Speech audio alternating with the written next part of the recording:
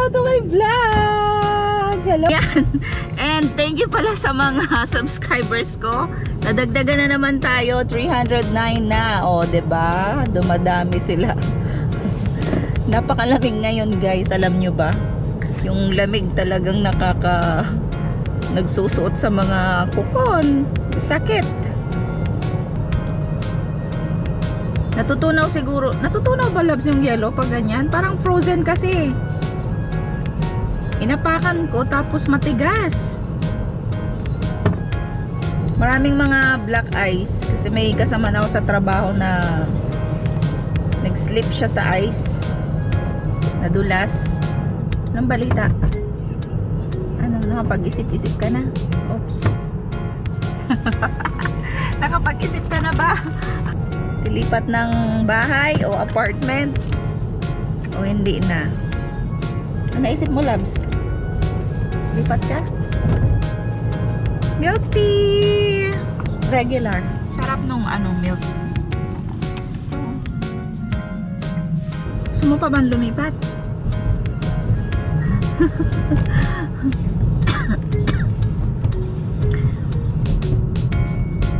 Lilipat pa ba tayo ng apartment or hindi na?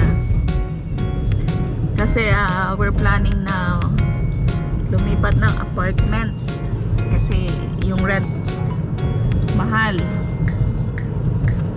Who texted me? Who's this? Si Alec Amber Labapie. Hindi marunong magsaing. Marami pang kanin. Okay. So kagabi kasi nag-send na ng bagong contract yung aming landlord. Yung landlord namin mabait naman yun. Pakistan sila. Mabait. Kaya lang sabi ni Paula kung pwede babaan yung binabayad namin na 2,000. Sabi niya hindi naman daw siya magtataas. So ibig sabihin same price lang din yung i-rent namin. Ano masasabi mo doon? May aksidente dito, guys. Tingnan niyo yung kotse, Yung parang sa babae, Labs, niyang sira, Yan yung nasa unahan niya, wasak yung bumper. Ay, alin ang nakabangga doon? Saan yung nakabangga? Oh, no. Ito pa naman yung paliko sa amin. Saan ka dadaan, Labs? Pwede kang dumaan. Dito kasi kami liliko, Nako, Oops.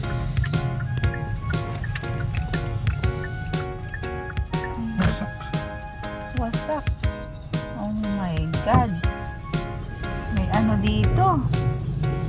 What happened? Anong analysis mo dun, Labs? Maliwa yun. Yung babae. Tapos? Sa mga left turn dapat mag-ingat yun. Yung nakabangga din, paliko din. Nagkasalubong siguro sila. Yan, guys, ang snow. Konti na lang naman pero napakalamig, napakatigas pa niyan. Pasok tayo kasi kakain tayo ng lunch. We're home! Walang ilaw! Ayan himala. Himala, guys. Grabing damit naman yan. Ay, ano na yan? Wala yang damit. Wala yang damit, guys. Yan.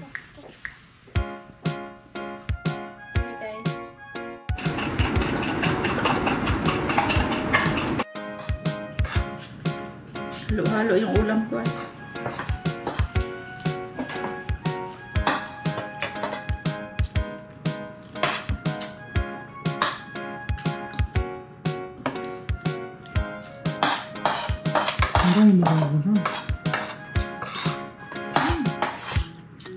Nubos ko na yung munggo.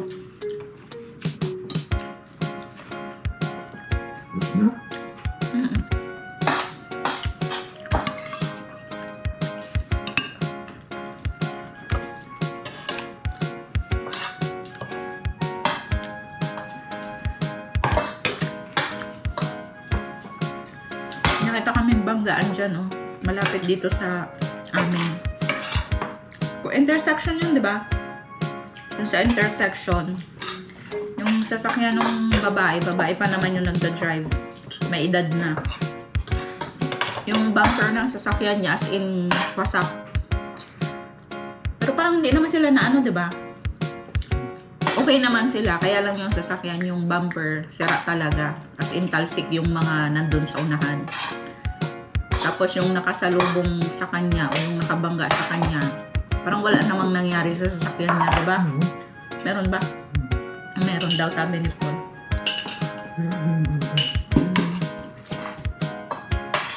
Kaya pag sa mga intersection, dapat talaga, dahan-dahan. Parang marunong mag-drive. Dahan-dahan. Tapos tingnan mo talaga yung mga kasalubong mo, tsaka yung signal light dyan. Mali pa ng paglagay ng battery. Masirain. Muntik pang masira. Tinatry namin yung yung stand ng GoPro namin, no. Ayan. So, habang kumakain, may stand siya.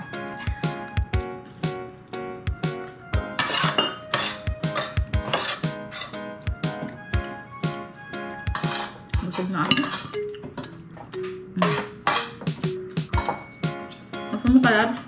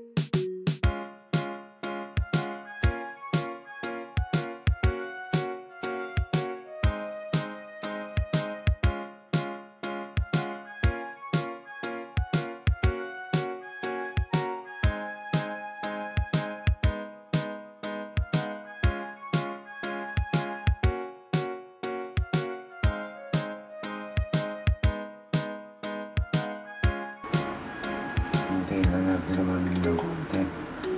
So, yeah. Steamer.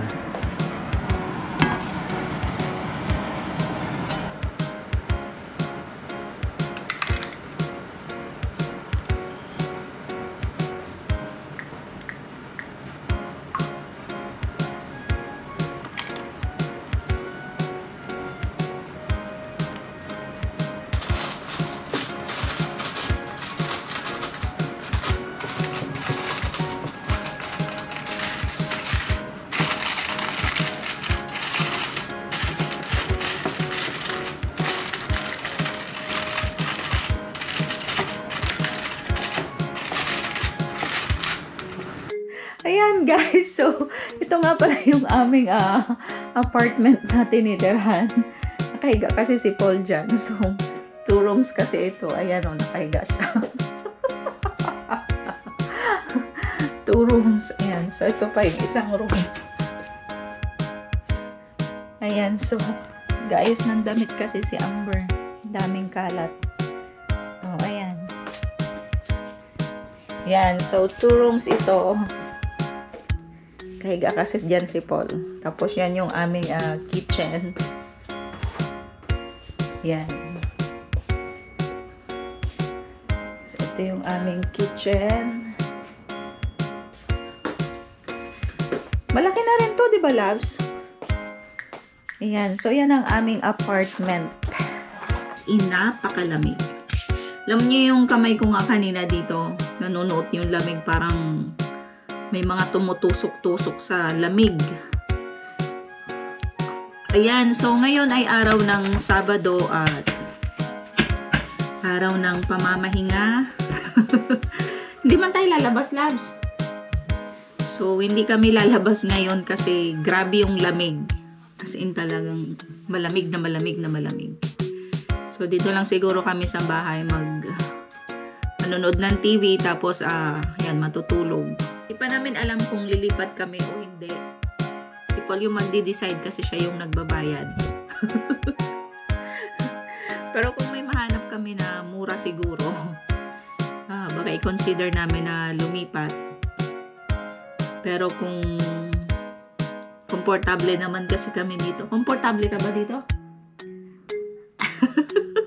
Komportable naman kasi kami dito. Wala naman kaming problema sa internet, sa tubig, sa hydro, lahat. So, wala naman kaming problema. Tsaka, mabait naman yung landlord namin. So, di pa rin namin alam kung lilipad kami o hindi.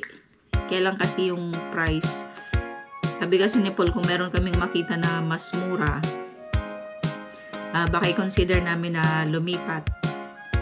At saka si Amber, gusto kong mag-bus siya pagpasok tsaka pag-uwi kasi pag dito naglalakad siya, although malapit lang naman.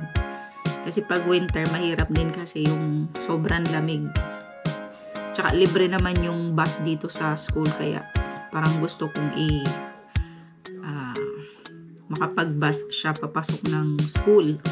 Ay, hindi ko alam kung pipirmahan ni Paul yung kontrata kasi nakay Paul na yung kontrata ulit. Isang taon na naman yung love, diba? Yan. So, 1-year contract na naman kasi yun pag pinirmahan niya. Kaya, mag-isip-isip muna siguro siya kasi kung ano hanggang May. Hanggang kailan tayo dito, loves? April. So, hanggang April pa kami dito, katapusan. So, kung lilipat kami, May 1st siguro, dapat may nahanap na kami na matitirhan. So, sana namin yung medyo mababa sa 2,000, mga 1,800. Kasi yung iba masyadong may distance na rin kasi sa Brampton. Tsaka isa pa, pag lumipat ka niya ng ibang address mo, ibang lugar, papalit ka na naman ng lahat ng mga address mo sa mga mail, email, lahat sa mga health card, ganun, sa bangko, yan. So, lahat papalitan mo yan pag naglipat ka na naman ng ibang lugar.